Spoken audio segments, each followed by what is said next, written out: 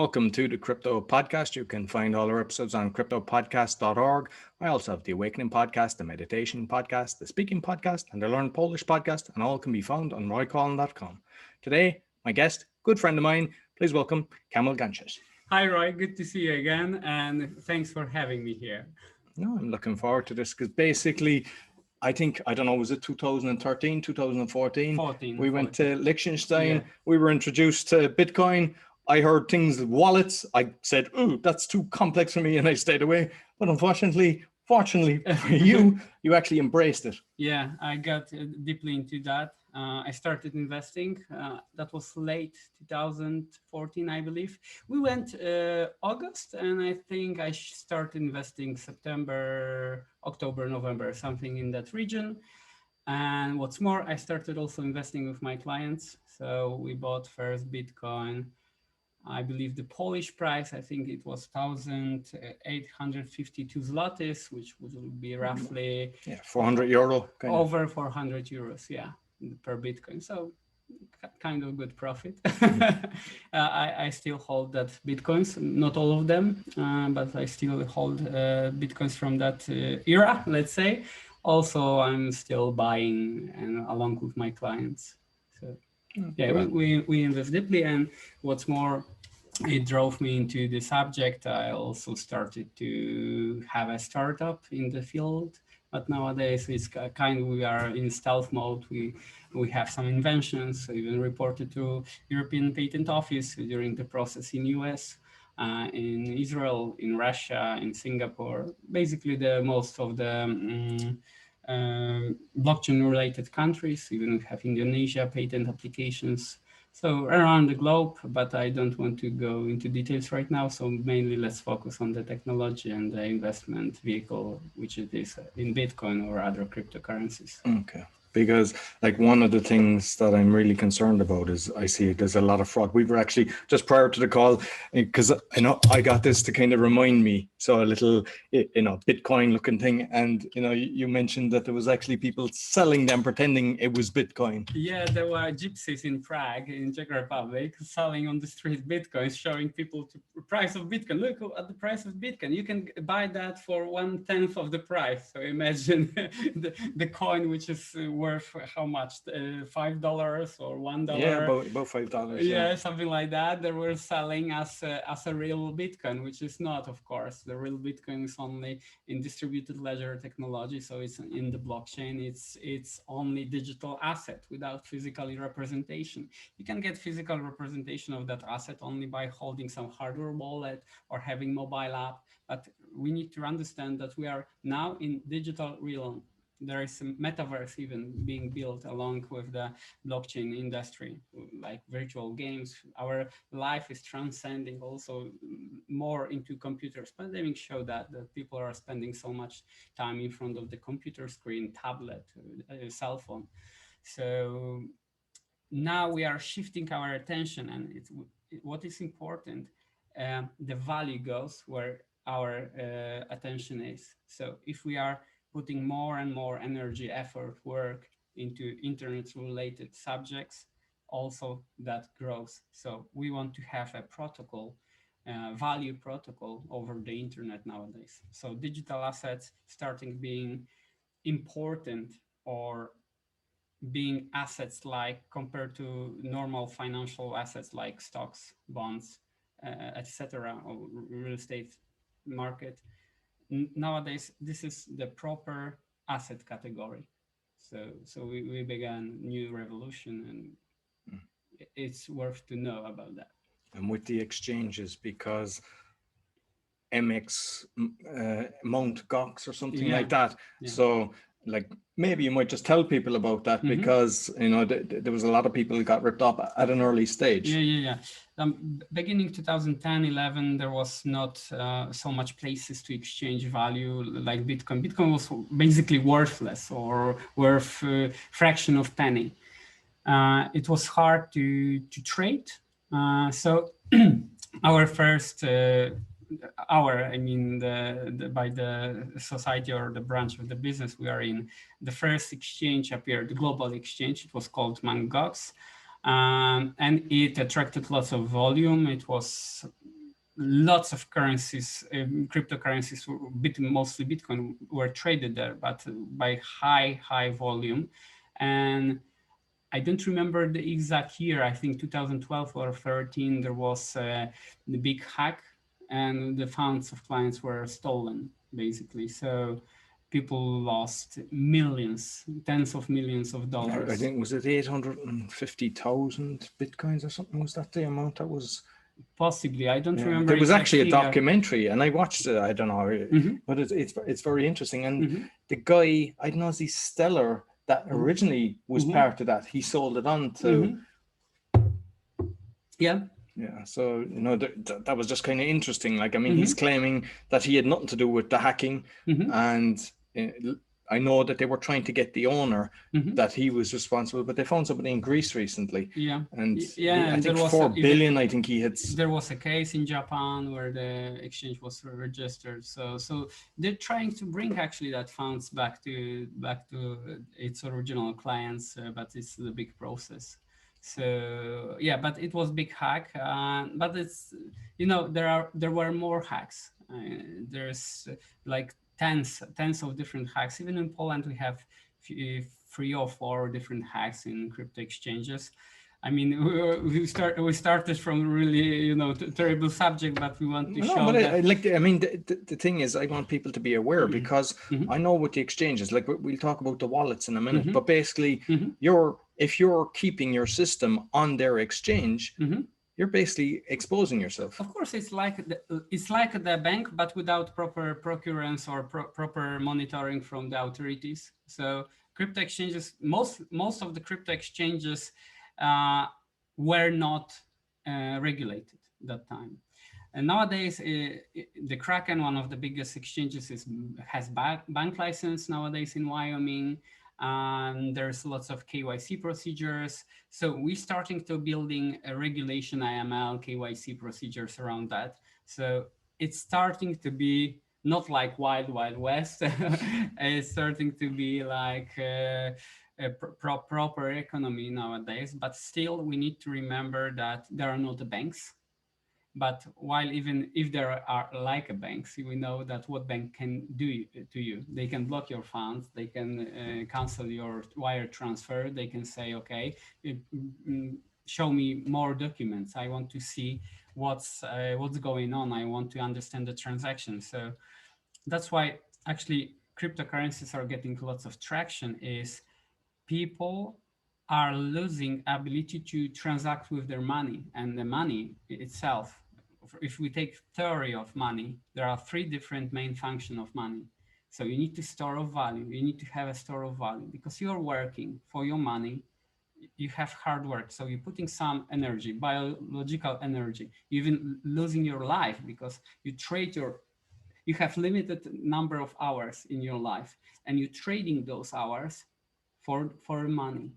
So getting that money, you want to have an ability that you can store your work, store some amount of your life even into value that can be transacted in future.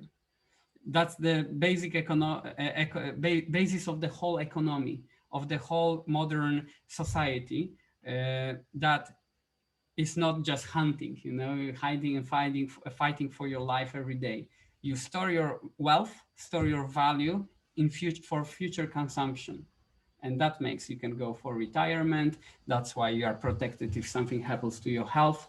So that's wealth brings you. But if you cannot transact, if banks saying, I not allowing this transfer, or you need to present the paperwork, you need to get attorney, barrister to arrange different sets of documents to explain to bank why you want to make a transfer. That's not money anymore. That's not even currency anymore. You are losing ability to transact with your money. So going back to cryptocurrencies, they are not limited. So you can trade, they're just peer-to-peer network. It's like downloading movies all day, like Pirate Bay and stuff. Of course, don't make assumption that it's illegal to have cryptocurrencies because it's just the peer-to-peer network is used to transfer value. We are not transferring anything else on blockchain, Bitcoin blockchain, that Bitcoins. We just keep it for Bitcoins. So you have ability to transfer wealth, to store wealth, and what's important, nobody is limiting or censoring the transaction.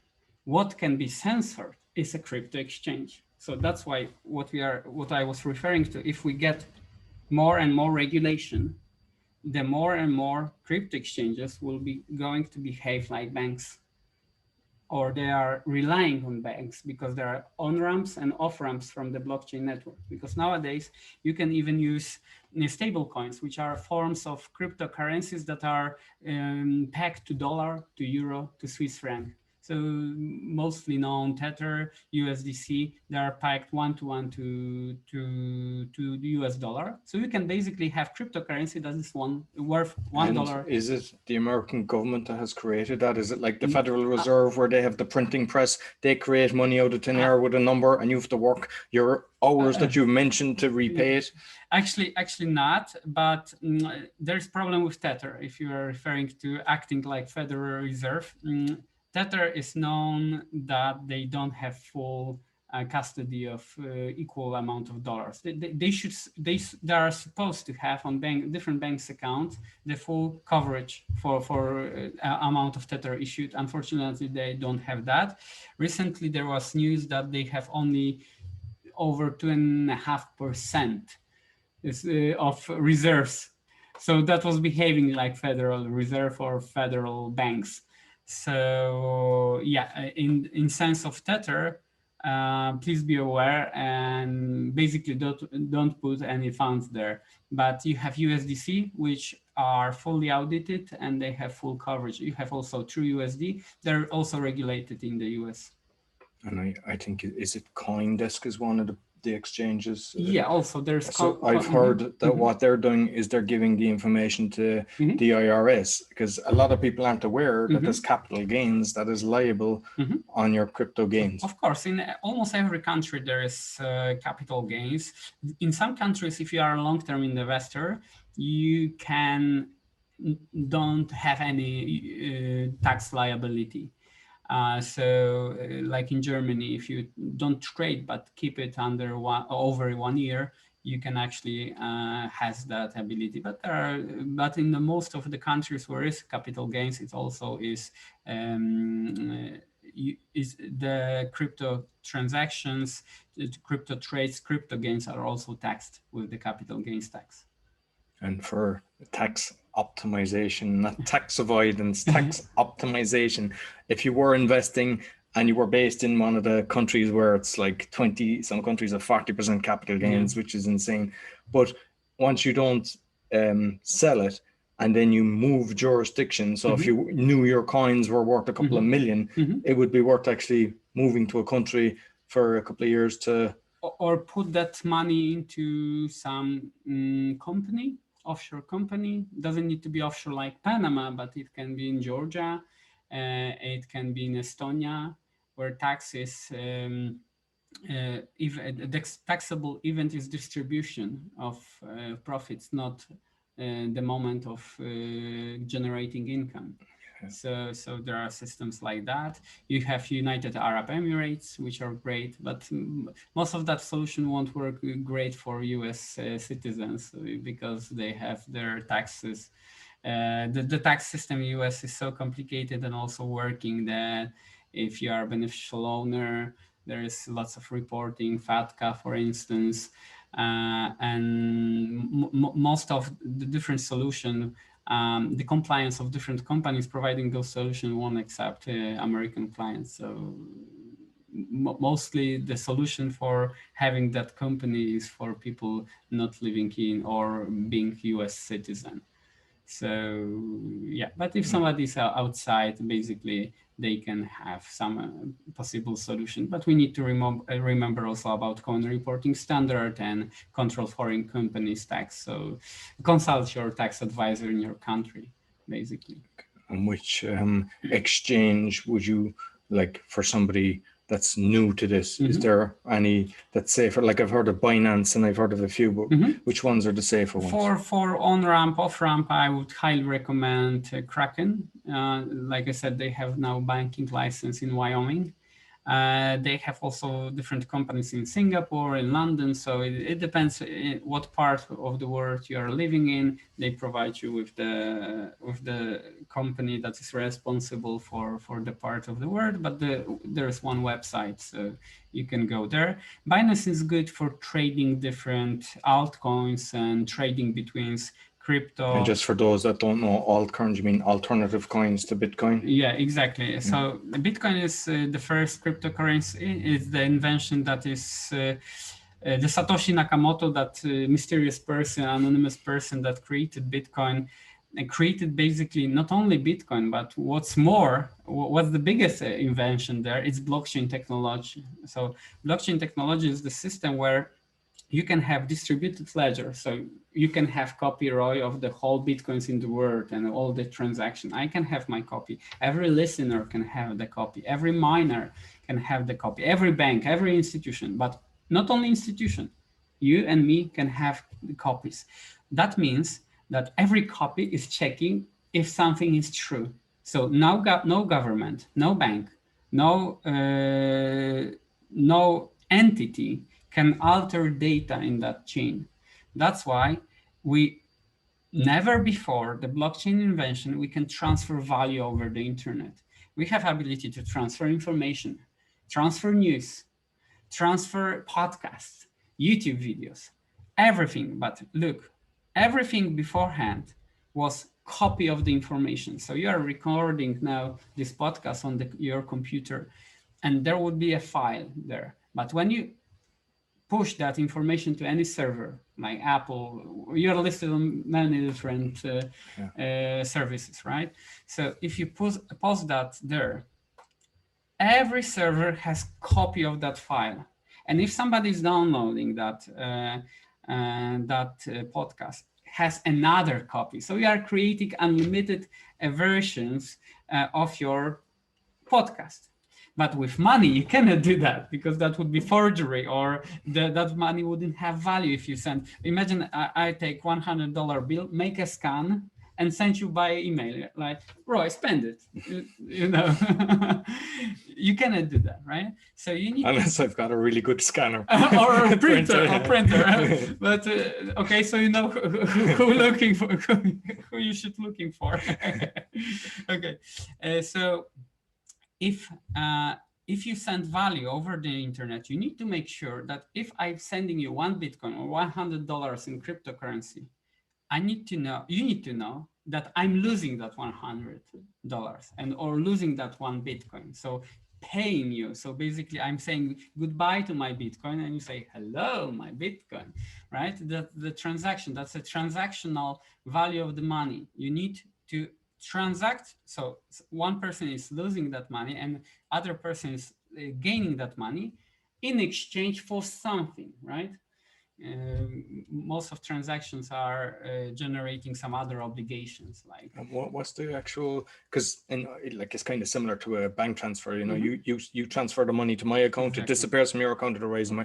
But like I know, because with currency exchange and everything, a lot of the banks, some of them, as you know, like some were charging up to 10%. And then now you use say Revolut, you can do it very cheap. But with say Bitcoin, if I was not just next year, obviously, but across the world, and you what's the costs that? So there's only one cost. There's transactional costs. There's no exchange of currencies unless you are really willing to have like payment cards. There are payment cards now linked with Bitcoin. So if you swiping the card at some point of sale and paying in dollars, of course there is a exchange rate for crypto to dollars, and or then from dollars to Polish zloty if you're doing transaction in Poland, right? Because Visa is also making Visa or MasterCard is doing another another currency exchange. Because if you're paying with any credit card in the world and you are not paying in your mother currency, there is like two different exchanges. First is from that currency to US dollar or euro. And if that currency is not your national currency, of course, it doesn't apply to US or Eurozone. There is another exchange from that national currency to dollar or euro, and then through Visa or MasterCard to that currency in the other country. So sometimes it's even twice the currency exchange. You need to pay twice. So if you're doing currency transaction with crypto card, because there are stuff like that available on the market, you have to do currency transaction. But if you are using solely the blockchain network, there's never any currency exchange transaction, because you are just trading. 1 Bitcoin equals 1 Bitcoin. So how much the transaction cost? In most cases, it costs around $2-3. So that's the amount you need to pay. So what we can see from that, it's not for micropayments. Bitcoin is not good for micropayments. There are other cryptocurrencies that are way cheaper, but basically there are some people saying, okay, but this is so expensive. How you would compete with Visa that can handle lots of transaction, and there's very little marginal cost.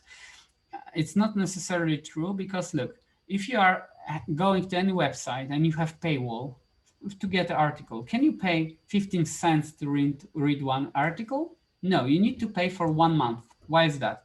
Because there is some minimal amount of transaction that is viable, because there's often there's cost per single transaction, some very minor cost, some percentage, but some minimum fee is also included. So you cannot pay actually very small amounts on the web. You don't have that ability. Most credit cards are kind of like 2.9% plus 30 cent. Yeah, something like that. Sometimes it's 1% or 0.5%, but that 30-cent part is what's problematic with microtransactions. So if we take that Starbucks coffee is microtransaction, then okay, then Visa is better for paying for your coffee than Bitcoin. But if you are buying real estate, some big property, it's actually way cheaper to do that blockchain transaction. If you're sending wire transfer with SWIFT overseas, how much you need to pay? Often you pay $50, $100, sometimes $20. Depends on your rate in your bank, but some banks are charging really harsh amounts for SWIFT transfer. So SEPA transfer within Eurozone are cheaper. National transfer are relatively cheap, or they are for free.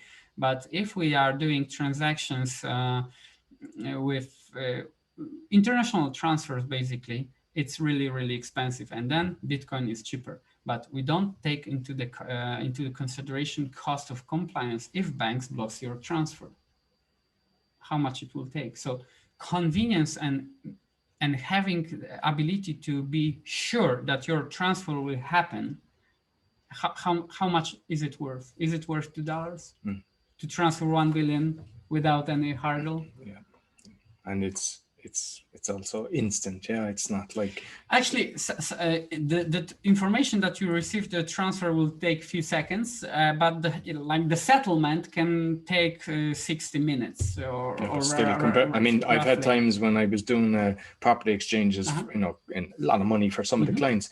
Sometimes the banks were taking 2 weeks to transfer from Ireland so when you look at it like that.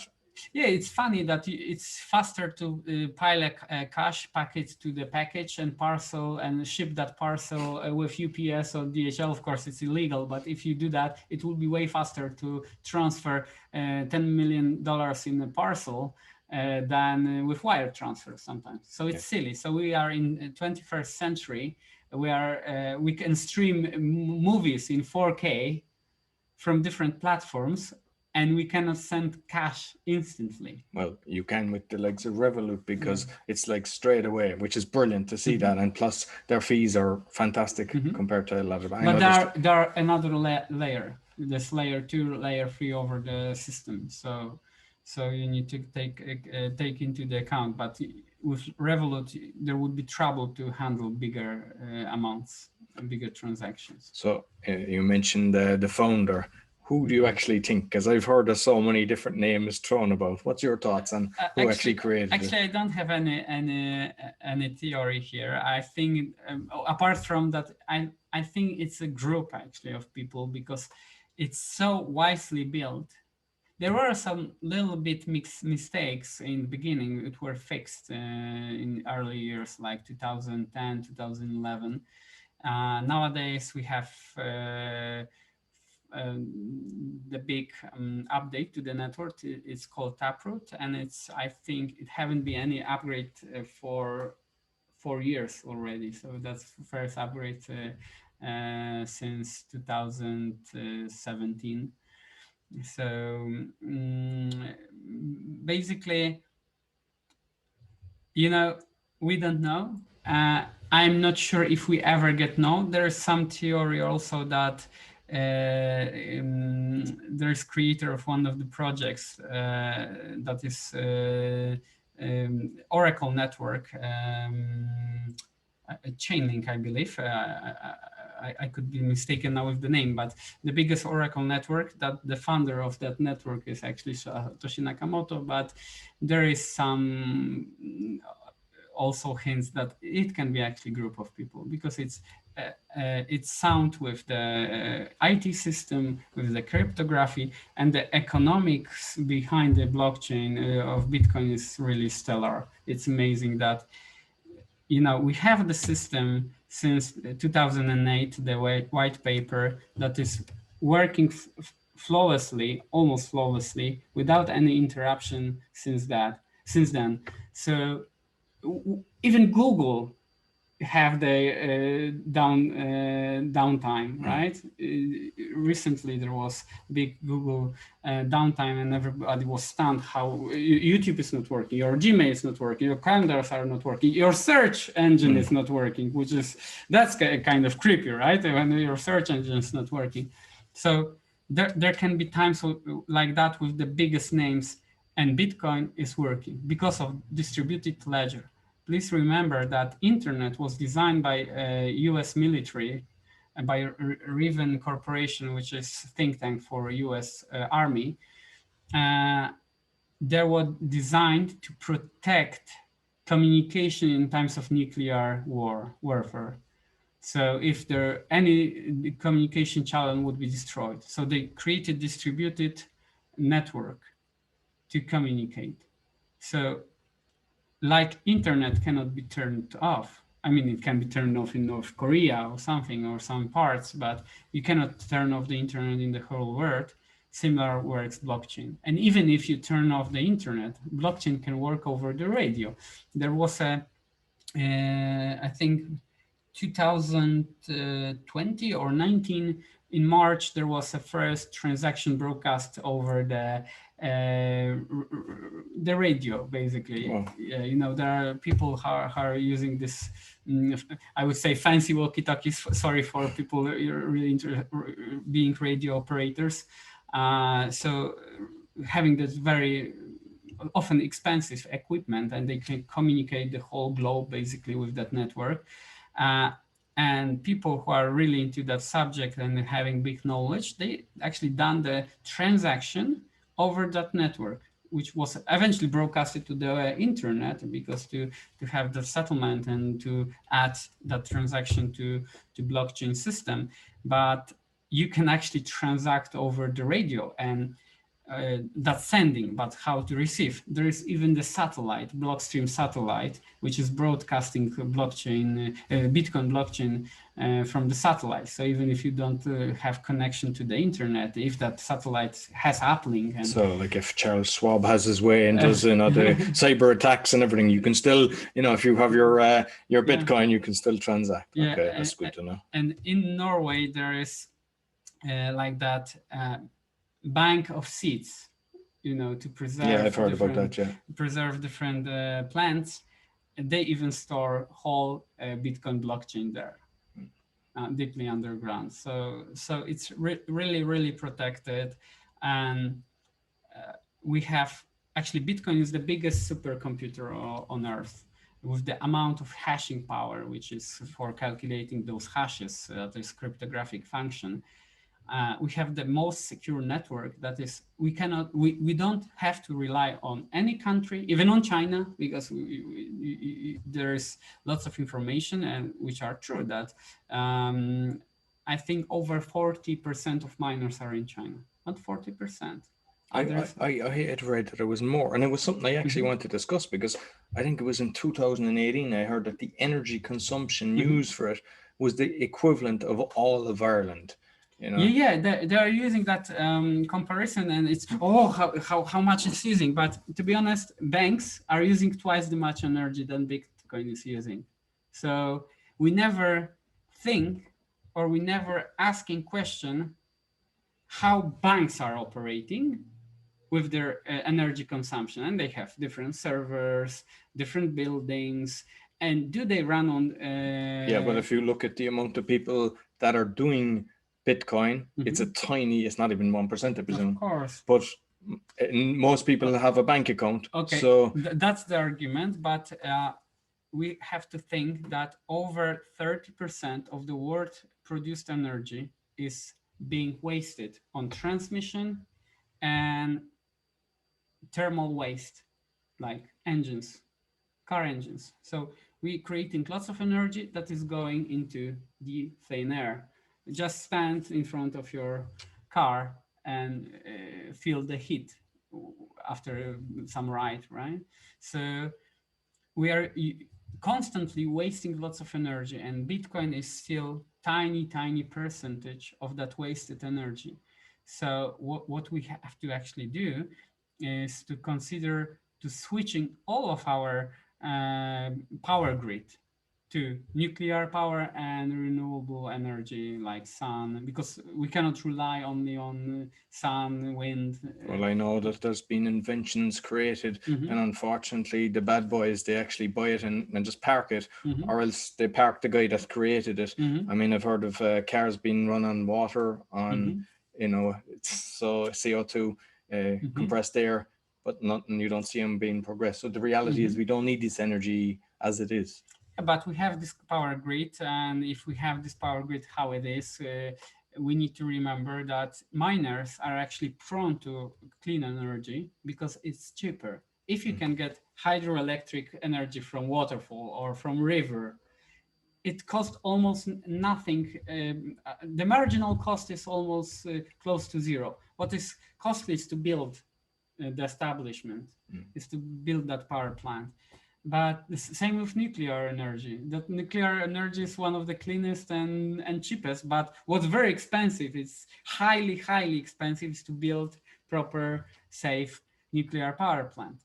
So in most cases, it's the cost of creating the source of that electricity, not to create that electricity. Where electricity is expensive is actually fossil fuels, because you need to mine it, you need to transport it, you need to buy it. It's lots of cost involved. So miners are naturally prone to renewable sources that are very cheap. The marginal cost is very cheap.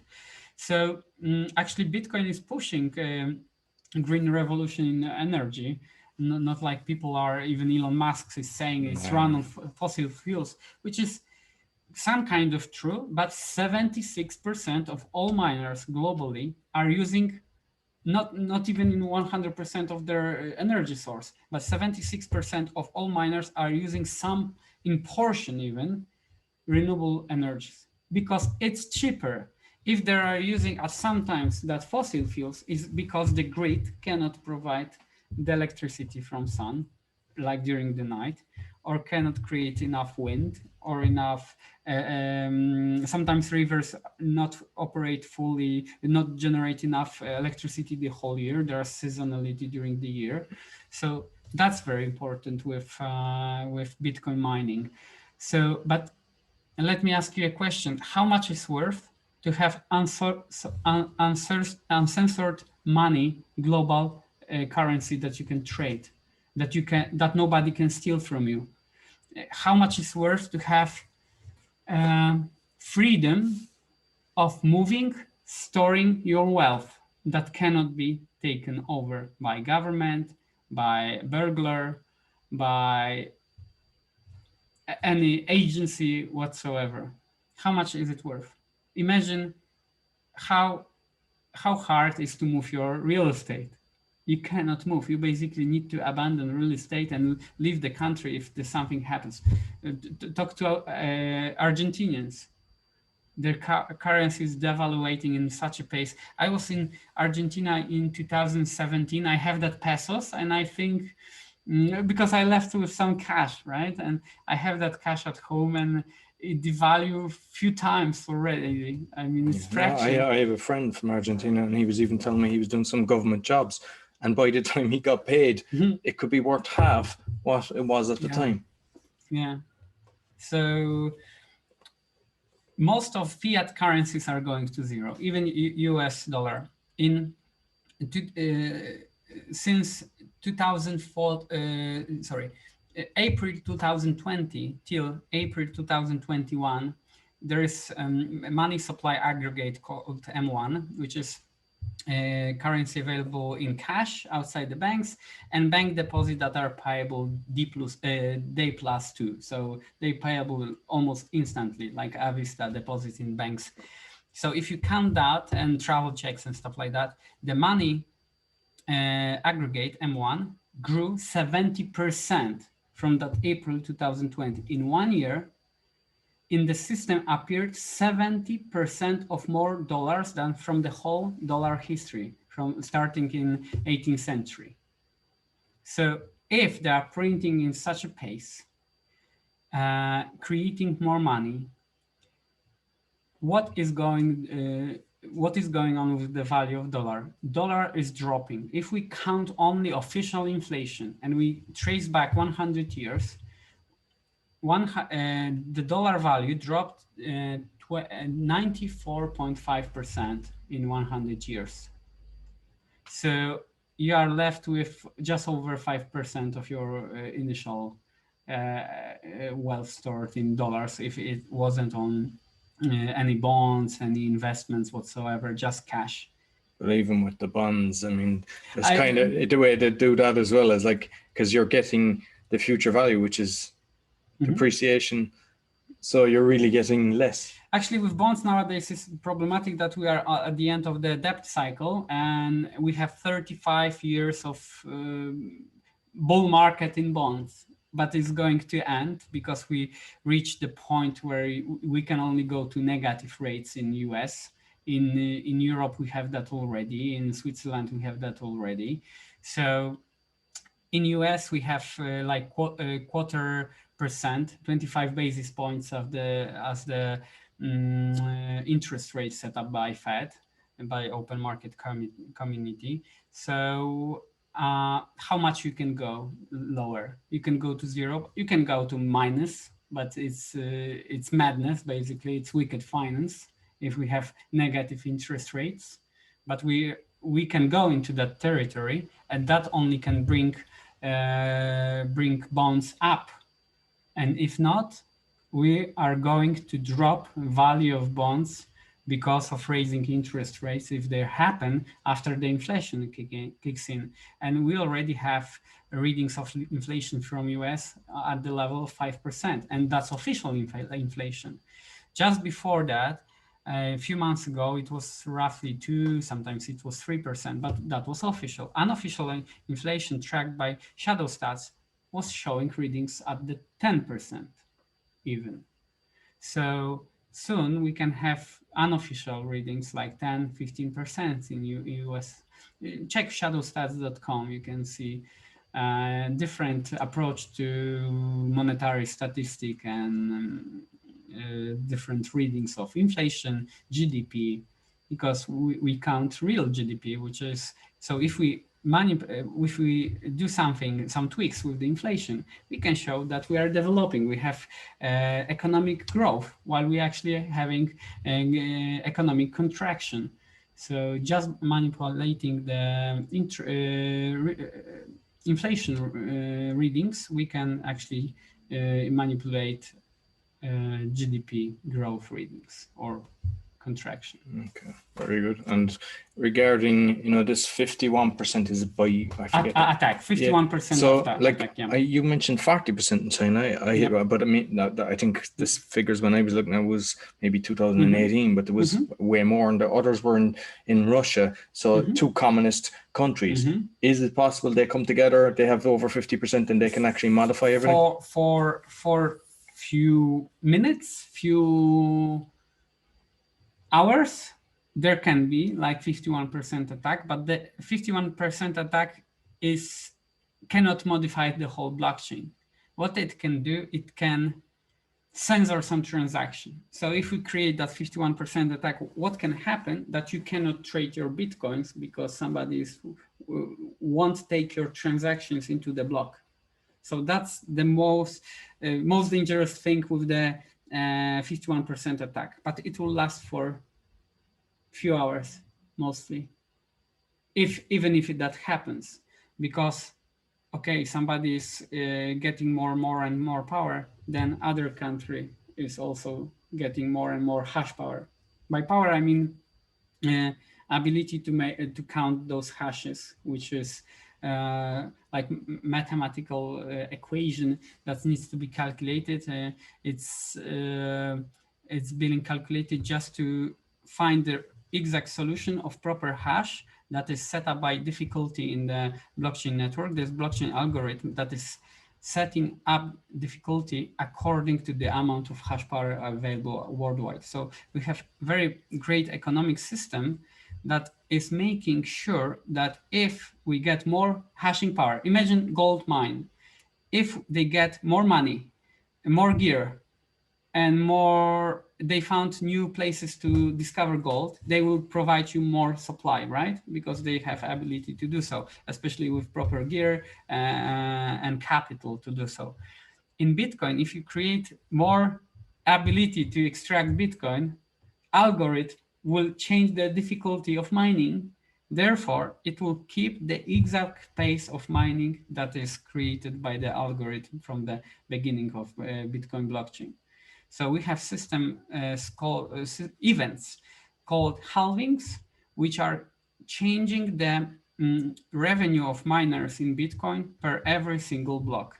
From the beginning, it was 50 Bitcoins per 10 minutes. So whenever miner finds the block by that hashing power and he finds exact solution to that hash algorithm that is proper. So first with proper answer, right? He broadcasted that answer, so he mined the block. When he mined the block, he added new block to blockchain, so the link of different blocks. And then the whole race started all over again. So every 10 minutes, the new block happens.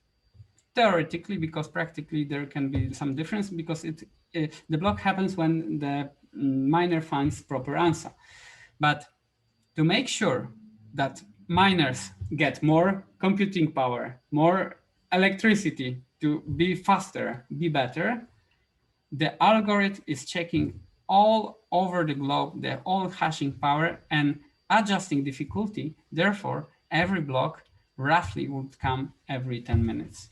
So we cannot create more Bitcoins because difficulty will change and everything would alter and self-regulate. So we never had such a great money. Actually, Bitcoin is the greatest money humans ever invented, better than gold, because gold has inflation of 1.5% per year, because that's the amount of new supply appearing because we have gold miners. Listen, Kamil, it's been fantastic. We said we tried to keep it within half an hour. I think we're gotten well past that. I definitely have to get you back. We might be able to do another episode later today if we can, and we'll put it out later. But I just want to thank you. How can people, I don't know, do you want people to be get in contact with you or just? I think you can go to website bitfold.com. It's like Bill Fold, but bit like BIT fold.com, but there is not much information about our startup because we are in stealth mode. But if you are interested what we are doing, just drop your email there and we will contact you. Oh, brilliant, brilliant. No, listen, Kamil, it's been fantastic. Thank you very much. Thank you, great pleasure. Thank you for inviting me. Thank you for having me, and yeah, enjoy. Brilliant. Thank you. You'll find all our episodes on the cryptopodcast.org. We're also going to be on BitChute and YouTube, and the links will be in the description below. So until next week, take care.